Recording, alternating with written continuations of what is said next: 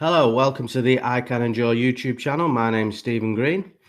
I kind of got the idea for this video from an old school friend of mine who I was messaging with on WhatsApp. And he just asked me quite a profound question out of the blue, which was, what motivates you basically to do ultra running? And it kind of got me thinking, what does motivate me to do this? And running is just my thing, and it's not for everybody. So anything I'm sort of talking about now, it's just in general terms. It's not specific to make you want to be an ultra runner, because it's not for everybody. You could be cycling, fishing, photography. You could be into any of those things. It's just, for me, that's kind of what I fell into. But it kind of has the same principles of anything. When you kind of get in your late 20s, early 30s, whenever, and you start having a family, settling down, buying houses, you kind of get swept along by the expectations of life and work, and you work most of the day and you come home and your family life is home and your kids, and you kind of get caught up in this whirlwind of everything that's going on around you. And I would imagine a lot of people in their 30s, 40s, 50s, before they know it, they kind of realize that they've been caught up in it. And that's kind of what happened to me, and probably what happens to most people, in terms of, you focus on your job, you want to climb the career ladder, you're super hyper focused on family and things like that, and you kind of forget about yourself. Not to be selfish, it's just kind of what happens. So I was always enjoyed going to the mountains, once every couple of months, do a mountain hike, and really enjoyed it. And you kind of come back feeling great. And for me, I started to think about lifestyles. Your life, you design your life around your job and your family, and what your family members are doing, what your kids are doing, and you kind of always end up with yourself on the back burner. I know for sure my wife, she puts everybody first, to her own detriment, because she's just such a kind person and she's such a giving person, that almost to her own detriment, she's sacrificing for everybody else. And I think that it's very noble, but at the end of the day, it's important to look after yourself and to get yourself happy, and then everybody around you is happy because you're happy. If you are the kind of person that is happy to give yourself up and that makes you happy, that's great. But if you're somebody who does that, and then you harbor a little bit of resentment, and then it festers, and you start to feel regret about things, then that's no good. So for me, I'll be honest, I was a little bit like that. I was kind of like, I am very selfish. I'm not going to lie about that. And I've been working on that. But for me, if I'm happy and I'm happy at home, everybody else is happy, and it kind of has a snowball effect. So for me, I just stumbled into the running, and then that became ultra running. But the way that went was because I kind of have a like an addictive personality, where when I go into something, I'm looking at what's the most maximum thing I can do in that genre. So if it's the mountains, it's the big mountains. If it's running, it's ultra running. If it was cycling, it was 100-kilometer cycles. I was always looking, how can I make this as big as it can be? And that's just my personality. That's what kind of makes me tick, if you like. And in terms of what motivates me, going back to the original question, I think what I didn't know motivates me at the time, but what I do know now is that the lifestyle complete that it becomes once you say you start to have to train to run in 50-mile, 100-mile races, you have to be full time. You have to be the training has to be part of every day, which really worked for me. So I would go to work, I would do my job, I would be all the time thinking about how my day's being planned, how I have to train, and and knowing that I have 50-mile or 100-mile races in 2 months' time, 3 months' time, it really forced me to focus that I can't really take a day off. Although you have to rest, but all the time I was thinking, okay, I have this race, I can't switch off, I have to be training every day. And that kind of, without me knowing it, it forced my lifestyle into a new lifestyle. So I went from coming home from work, watching YouTube, having a couple of beers, chilling out, sitting on the couch. It forced me into thinking, okay, I can still do that for an hour at the end of the day or 30 minutes at the end of the day. I can still relax, but I have to get the work done before. I have to keep on top of this lifestyle, and I have to think about I have to work obviously because I have to pay the bills, but also I have this extra life outside of that that's making me focused, and it kind of compounds day after day. So after 1 week, 2 weeks, 3 weeks, you start to see the kilometers build, and then you don't want to switch off from building those kilometers, and then it compounds again, and then you go to another level.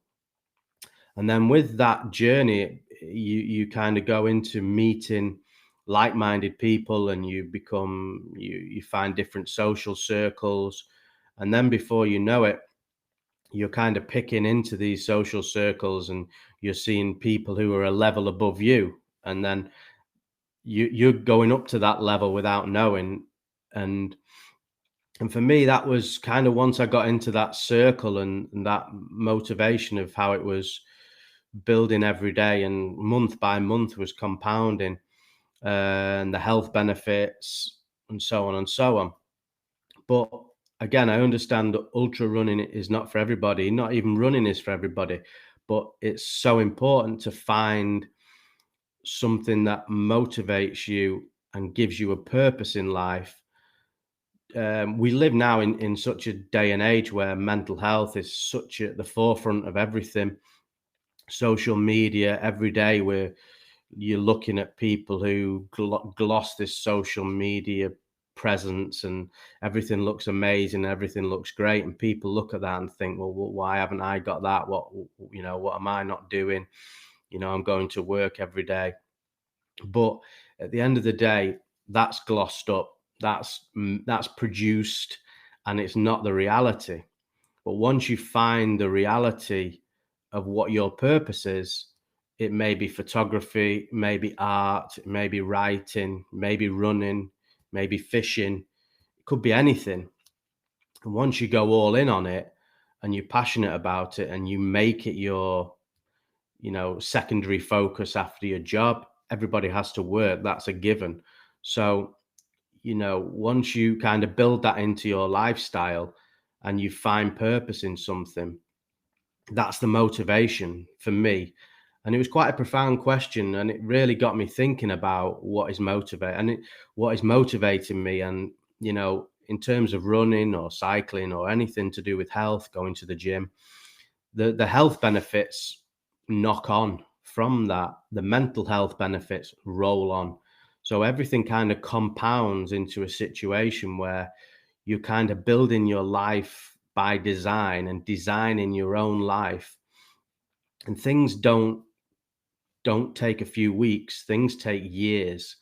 I started running on the 1st of May in 2023, and now we're in 2025, and it's almost 18 months, 2 years coming to, where it's only now after 2 years where I can identify as an ultra runner, I am never going to win an ultra race. I'm never going to set a course record, but that's not what I want to do. I just only want to challenge myself and be the best version of myself that I can be in the race.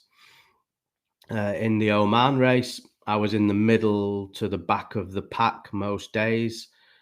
I wasn't last and I wasn't first, but in the middle, I was happy.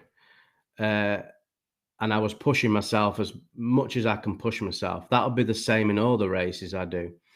I'll never be the fastest. I'll never be setting course records, but I will finish the races. That is certain. There's no doubt that I will finish. That's the mindset I have, in that I'm going into it to finish and to be the best that I can be. Now, in terms of anything that you think about doing in terms of photography, cycling, don't aim to be, to be setting records.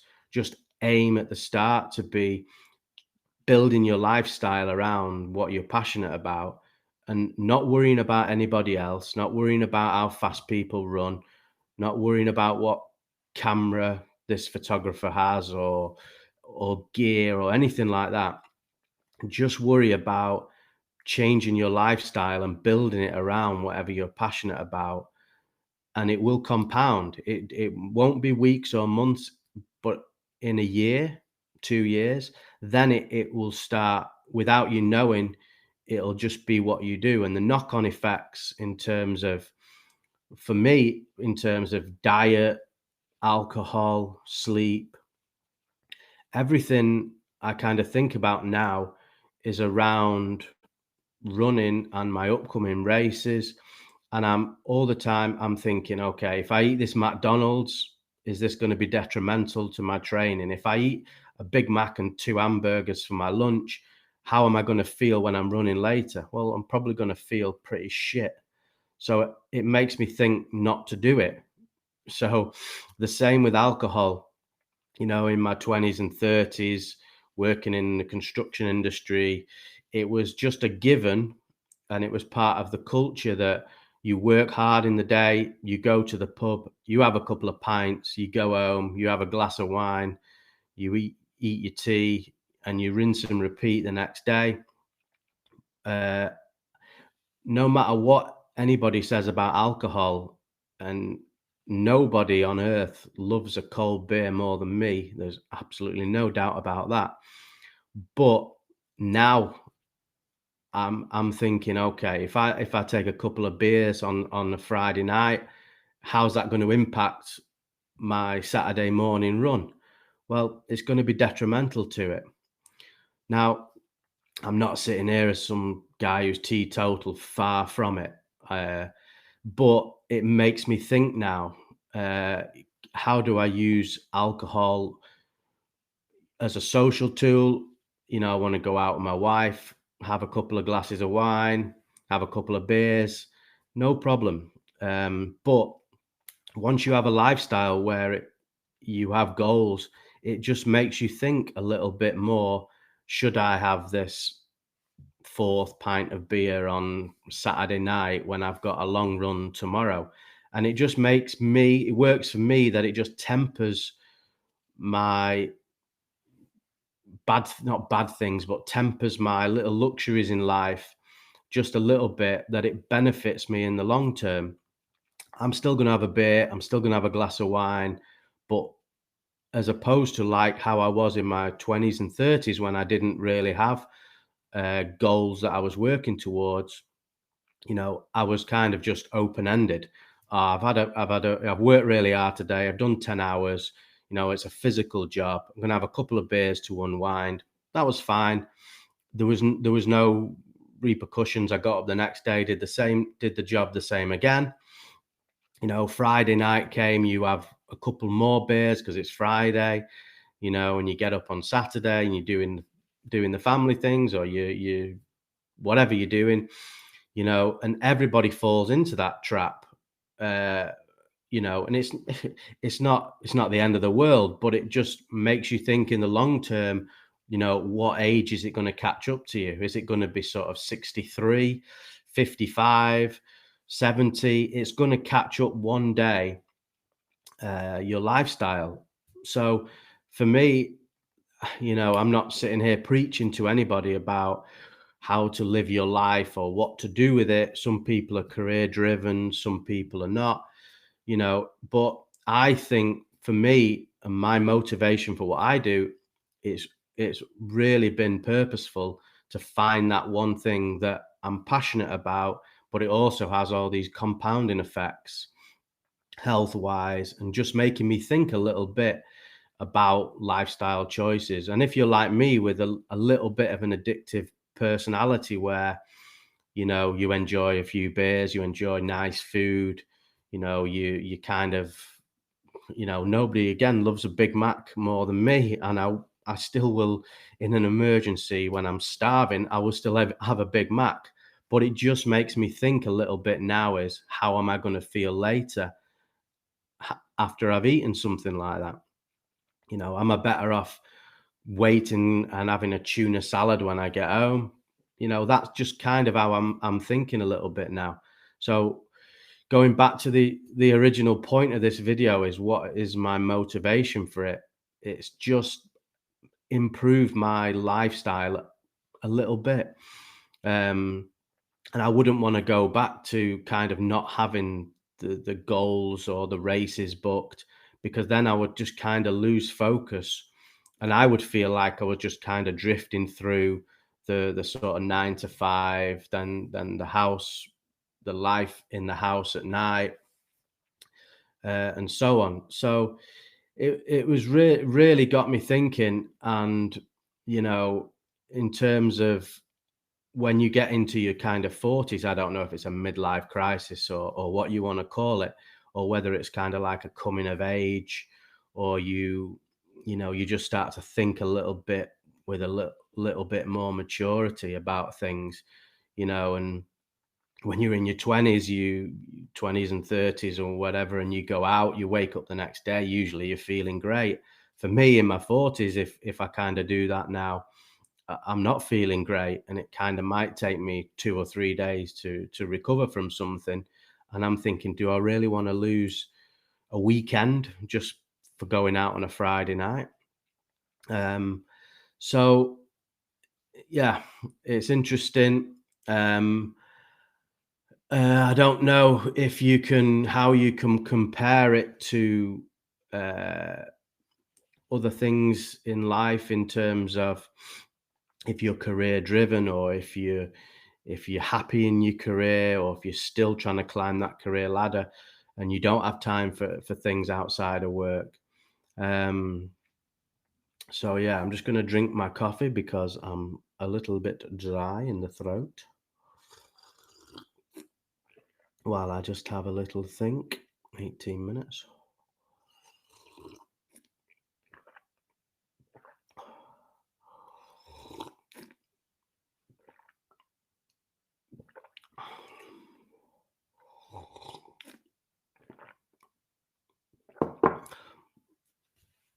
But also, when you find something that you're passionate about, again, running, cycling, whatever it may be, what you'll find is that you end up in the circles of like-minded people who are just as passionate, and those people basically will build you up. You will be the average sum of the people that you surround yourself with.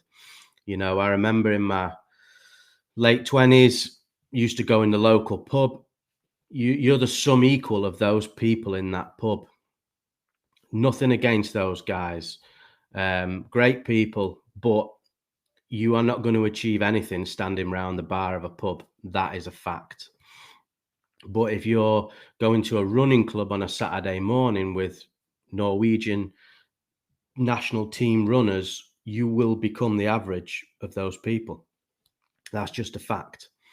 The same in anything you do. So you have to think about who you're surrounding yourself with, how much value are they adding to your life. There's I'm reading a book at the minute called The Five Rings. And there's a line in the book that really struck me that said, do not waste your time on anything that is not beneficial to you. And again, it's quite a profound thing. You know, why waste any brain cells or effort on things that don't affect you or your family? You know, so again, you know, and we just need to edit this bit because I've stopped again. Bum, bum, bum, bum, bum. Yeah. So, yeah, in a nutshell, that's what motivates me. That's what keeps me going day after day. Find what you're passionate about. You know, we don't have a long time on this earth, and I don't want to be dramatic about it, but 1 minute you're 18, and the next minute you're 38, and those years just zip by in the blink of an eye. You move house 2 or 3 times, you have kids, you get married, you settle down with somebody, and bump, before you know it, you sat on the couch, overweight, not knowing, no, that's probably not very good. But anyway, yeah. So I hope this video helps one person. That's the only reason why I've made it. If one person takes one thing from this, then I'm happy. Okay. But have a great day.